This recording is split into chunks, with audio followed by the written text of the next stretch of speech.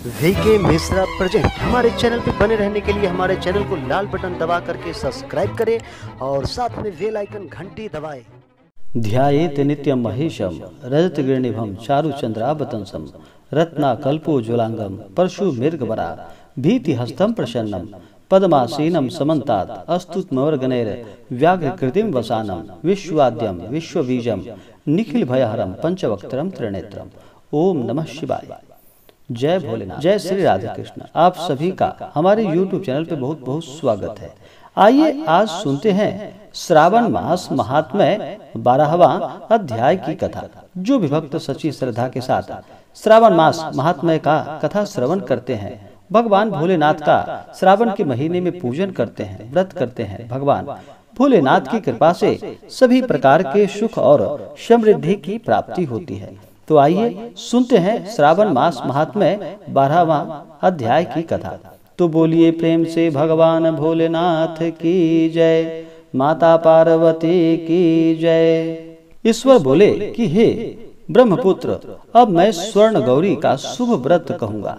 यह व्रत श्रावण माह के शुक्ल पक्ष तृतीया तिथि को होता है। इस दिन प्रातःकाल स्नान करके नित्य कर्म करने के बाद संकल्प करे और 16 उपचारों से पार्वती तथा शंकर जी की पूजा करे। इसके बाद भगवान शिव से प्रार्थना करे कि हे देवादिदेव महादेव, आइए, हे जगतपते, मैं आपसे प्रार्थना करता हूँ, हे सुरसत्तम, मेरे द्वारा की गई पूजा को आप स्वीकार करें। इस दिन माता पार्वती की प्रसन्नता और व्रत की पूर्णता के लिए दंपतियों को 16 वायन प्रदान करे और द्विज श्रेष्ठ की प्रसन्नता के लिए मैं यह वायन प्रदान करता हूँ, ऐसा कहे। चावल के पूर्ण के 16 पकवानों से 16 बांस की टोकरियों को भरकर तथा उन्हें वस्त्र आदि से युक्त करे और पुनः 16 द्विज दंपतियों को बुलाकर इस प्रकार कहते हुए उन्हें प्रदान करे, व्रत की संपूर्णता के लिए मैं ब्राह्मणों को यह प्रदान कर रहा हूँ। मेरे कार्य की समृद्धि के लिए सुंदर अलंकारों से विभूषित तथा पति प्रतस्य से सुशोभित ये शोभामयी सुहागिन स्त्रियां इन्हें ग्रहण करे। इस प्रकार 16 वर्ष अथवा 8 वर्ष या 4 वर्ष या 1 वर्ष तक इस व्रत को करके शीघ्र ही इसका उद्यापन कर देना चाहिए। पूजा के अनंतर कथा का श्रवण करके वाचक की विधिवत पूजा करनी चाहिए।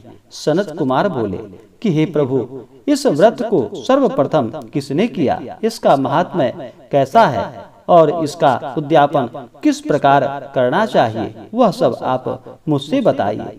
ईश्वर बोले कि हे महाभाग, आपने उत्तम बात पूछी है। अब मैं आपके समक्ष मनुष्यों को सभी संपदाएं प्रदान करने वाले स्वर्ण गौरी नामक व्रत का वर्णन करूंगा। पूर्व काल में सरस्वती नदी के तट पर सुबिला नामक विशाल पुरी थी। उस नगरी में कुबेर के समान चंद्रप्रभ नामक एक राजा था। उस राजा की रूप लावण्य में संपन्न सौंदर्य तथा मंद मुस्कान से युक्त और कमल के समान नेत्रों वाली महादेवी और विशाल नामक 2 भार्या थी। उन दोनों में ज्येष्ठ महादेवी नामक भार्या राजा को अधिक प्रिय थी। आखेट करने में आसक्त मन वाले वे राजा किसी समय वन में गए और सिंहों, शार्दूलों, शुक्रों, वन्य भैंसों तथा हाथियों को मारकर प्यास से आकुल होकर उस घोर वन में इधर उधर भ्रमण करते रहे। राजा ने उस वन में चकवा, चकवी तथा बत्तखों से युक्त भ्रमरों तथा पीकों को समन्वित और विकसित मल्लिका, चमेली, कुमुद तथा कमल से सुशोभित अप्सराओं का एक सुंदर सरोवर देखा। उस सरोवर के तट पर आकर उसका जल पीकर राजा ने भक्ति पूर्वक गौरी का पूजन करती हुई अप्सराओं को देखा। तब कमल के समान नेत्रों वाले राजा ने उनसे पूछा कि आप लोग यह क्या कर रहे हैं। इस पर उन सब ने कहा कि हम लोग स्वर्ण गौरी नामक उत्तम व्रत को कर रहे हैं। यह व्रत मनुष्यों को सभी संपदाएं प्रदान करने वाले हैं। हे नृपश्रेष्ठ, आप भी इस व्रत को कीजिए। राजा बोले, इसका विधान कैसा है और इसका फल क्या है? मुझे यह सब विस्तार से बताएं। तब वे सारी स्त्रियां बताने लगी कि हे राजन, यह स्वर्ण गौरी नामक व्रत श्रावण मास की शुक्ल पक्ष की तृतीया को किया जाता है। इस व्रत में भक्ति पूर्वक अत्यंत प्रसन्नता के साथ माता पार्वती तथा भगवान शिव की पूजा करनी चाहिए। पुरुष को 16 तारों वाला एक डोरा दाहिने हाथ में बांधना चाहिए। स्त्रियों के लिए बाएं हाथ में या गले में इस डोरे को बांधना चाहिए। यह सब सुनने के बाद संयत चित्त वाले राजा ने भी उस व्रत को संपन्न करके 16 धागों से युक्त डोरे को अपने दाहिने हाथ में बांध लिया। उन्होंने कहा कि हे देव देवीशी, मैं इस डोरे को बांधता हूँ, आप मेरे ऊपर प्रसन्न हो और मेरा कल्याण करे। इस प्रकार देवी का व्रत करके वे अपने घर आ गए। राजा के हाथ में डोरा देखकर ज्येष्ठ रानी महादेवी ने पूछा और सारी बात सुनकर वह राजा के ऊपर अत्यंत कुपित हो उठी। राजा ने कहा कि ऐसा मत करो, मत करो। लेकिन रानी ने उस डोरे को तोड़कर बाहर एक सूखे पेड़ के ऊपर फेंक दिया।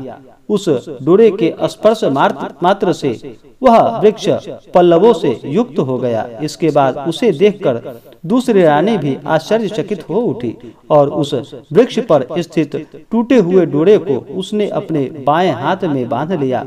उसी समय से उसके व्रत के महात्म्य से वह रानी राजा के लिए अत्यंत प्रिय हो गई। वह ज्येष्ठ रानी व्रत के अपचार के कारण राजा से त्यक्त होकर दुखी हो वन में चली गई। अपने मन में वह भगवती देवी का ध्यान करते हुए मुनियों के पवित्र आश्रम में निवास करने लगी। कहीं कहीं श्रेष्ठ मुनियों के द्वारा यह कहकर आश्रम में रहने से रोक दी जाती थी कि हे पापिन, अपनी इच्छा के अनुसार यहाँ से चली जाओ। इस प्रकार घोर वन में इधर उधर भ्रमण करती हुई वह अत्यंत खिन्न होकर एक स्थान पर बैठ गई। तब उसके ऊपर कृपा करके देवी उसके समक्ष प्रकट हुई। उन्हें देखकर वह रानी भूमि पर दंडवत प्रणाम करके उनकी स्तुति करने लगी। हे देवी, आपकी जय हो, आपको नमस्कार है। हे भक्तों को वर देने वाली, आपकी जय हो। शंकर के वाम भाग में विराजने वाली, आपकी जय हो। मंगलमय, आपकी जय हो। तब देवी ने भी भक्ति के द्वारा वरदान प्राप्त करके और उन गौरी की अर्चना करके उसने जो व्रत किया उसके प्रभाव से रानी के पति उसे घर ले आए। इसके बाद देवी की कृपा से उसकी सभी मनोकामनाएं पूर्ण हो गई। राजा सभी समृद्धियों से संपन्न होकर उन दोनों के साथ पूर्ण रूप से राज्य करने लगा। अंत में राजा ने उन दोनों रानियों सहित शिव पद को प्राप्त किया। जो स्वर्ण गौरी के इस उत्तम व्रत को करता है वह मेरा तथा गौरी का अत्यंत प्रिय होता है और विपुल लक्ष्मी प्राप्त करके तथा भूलोक में शत्रु समूह को पराजित कर शिवजी के विशुद्ध लोक को जाता है। हे सनत कुमार, अब आप दत्तचित्त होकर इस व्रत के उद्यापन की विधि सुनिए। चंद्रमा तथा तारा बल से युक्त शुभ तिथि तथा शुभ वार में एक मंडप बनाकर उसके मध्य में अष्ट कमल का ऊपर धान्य रखकर उस पर एक कुंभ स्थापित करे। पुनः उसके ऊपर 16 पल प्रमाण का बना हुआ एक तिल पूरित ताम्रमय पूर्ण पात्र रखे और उस पर पार्वती शंकर की 2 प्रतिमाएं स्थापित करे।